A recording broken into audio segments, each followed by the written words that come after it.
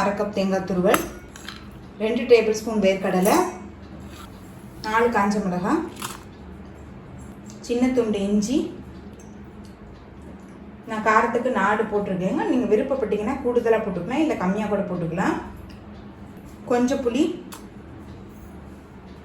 தேவையான அளவு உப்பு. இப்போ இது எல்லாத்தையும் மிக்சியில் நைஸாக அரைச்சிக்கலாங்க.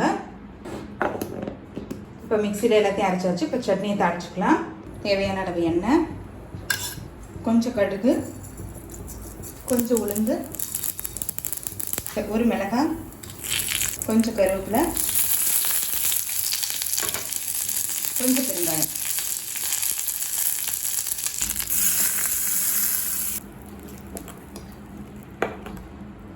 இப்போ வேர்க்கடலை சட்னி ரெடி ஆயிடுச்சுங்க.